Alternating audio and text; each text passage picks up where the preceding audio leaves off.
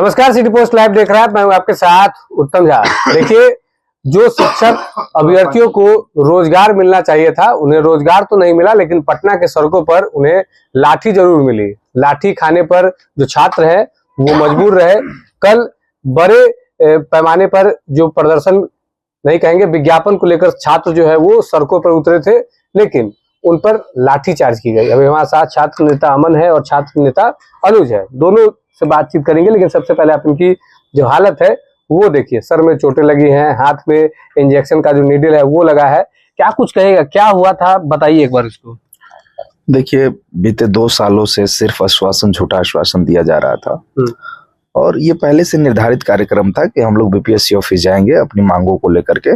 और जिस तरीके से शिक्षा विभाग एक झूठा फैरवी दे रही है, फहरिस्त बांध रही है कि हम लोगों ने बीपीएससी को भेज दिया है, अध्याचना भेज दिया, रोस्टर क्लियर करके भेज दिया है, अब बीपीएससी निकालेगी, तो हम लोग इसी मुद्दे पर बीपीएससी आयोग पहुंचने वाले थे।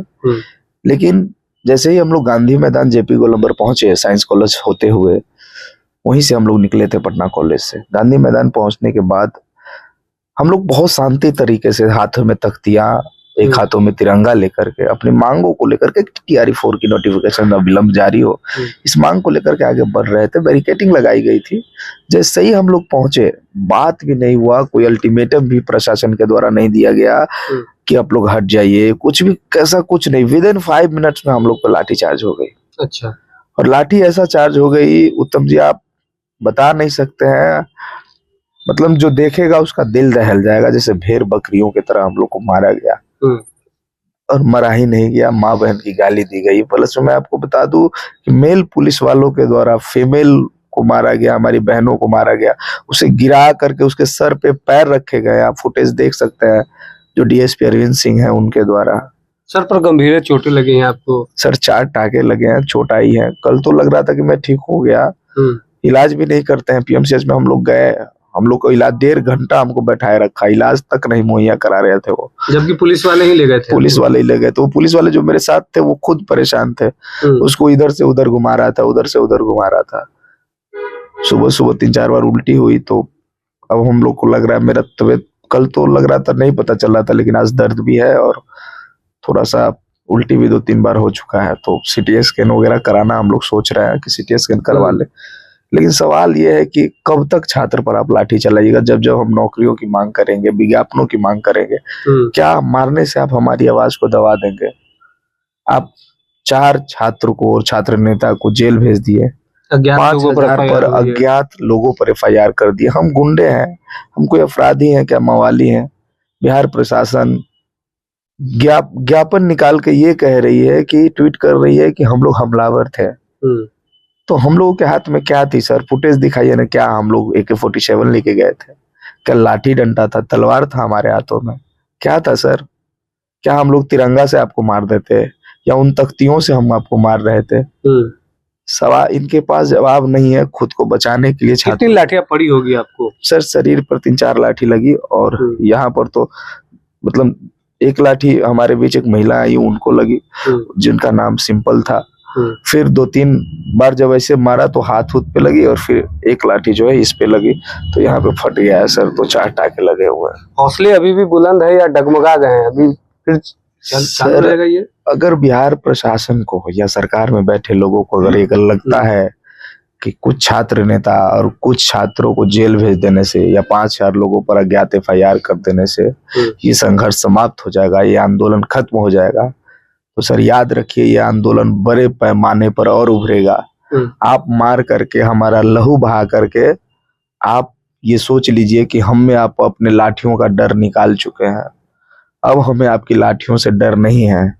अरे हम नहीं लड़ेंगे, हम बीमार हैं, हम नहीं लड़ेंगे। कोई और अमन आएगा, एक और अमन आएगा, और आएगा, और अनुज आएगा, और सौरभ जी आएंगे, और छात्र नेता दिलीप जी आएंगे, और छात्र नेता आएंगे, और भी लोग आएंगे, सब लोग लड़ेंगे। लेकिन छात्रों के साथ अन्याय हो रहा है, उस अन्याय को कभी भी हम लोग नहीं ठुकरा सकते हैं। हम उसके साथ है, छात्र के साथ है, और आने वाले समय में आपको बड़ा आंदोलन देखने को लिए मिलेगा। हम लोग सोच रहे थे 11 तारीख को उतरे, लेकिन जैसे कि बहुत लोगों ने कॉल किया है कि अमन 11 तारीख का जो कॉल था, क्योंकि मैंने कई चैनलों पे बोला है तो उन्होंने कहा कि अमन अभी रुक जाओ, नई सरकार का गठन हुआ है तो 4-5 दिन का समय वो मांग रहे हैं शिक्षा मंत्री, तो 4-5 दिनों का समय उचित है उनको देना। लेकिन डर इस बात का है कि पूर्व शिक्षा मंत्री ने इतना बार आश्वासन दिया है ना सर कि अब भरोसा नहीं होता है किसी को। तो हम लोग ये चाह रहे हैं कि माननीय मिथिलेश तिवारी जी जो आश्वासन दे रहे हैं, ये खुद स्वयं एक शिक्षक है, शिक्षक का दर्द जानते हैं, तो उनसे हाथ जोड़ के आग्रह है कि टीआरई 4 अभ्यर्थियों का दर्द समझे और जो आप समय दे रहे हैं उस पर तटस्थ रहे और जल्द से जल्द नोटिफिकेशन। देखिए इनके सर में भी जो पट्टियां हैं वो बंधी है, छात्र नेता अनुज भी है, कल भी इनकी तस्वीर हमने आपको दिखाई थी किस तरीके से इनके पैर में भी चोट लगा था। क्या कुछ कहिएगा, क्या मूवमेंट था, कैसे मूवमेंट बन गया, वो कितनी लाठियां लगी आपको? देखिए लाठियों का तो कोई बात नहीं, लाठी जितना भी लगे कोई दिक्कत नहीं है, क्योंकि सरकार लाठी मार रही है, पहले भी लाठी खाए हैं, अभी भी लाठी खाएंगे। लेकिन दुख इस बात का होता है कि बिहार के लोग कब तक लाठी खाएंगे? क्या बिहार के लोग जब बिहार से बाहर जाते हैं, जब बिहारी कहते हैं तो वहाँ कुछ और खा लेते हैं। बिहार के लोग जब बिहार में रहते हैं तो लाठी खाते हैं। तो ये व्यवस्था के खिलाफ ही हम लोग हमेशा अग्रसर रहते हैं। और कल टीआरई के छात्रों के साथ लगभग हम लोग पटना कॉलेज से मुख्यमंत्री आवास की ओर कूच किए थे। लगभग 15,000 की संख्या में भी स्टूडेंट होंगे। लाठियां चलाई, लाठियों की व्यवस्था, ये व्यवस्था के खिलाफ ही हम लोग लड़ रहे थे। और ठीक है, लाठी मारना है तो कतार में ही खड़े हो जाते हैं, लाठी मार लीजिए।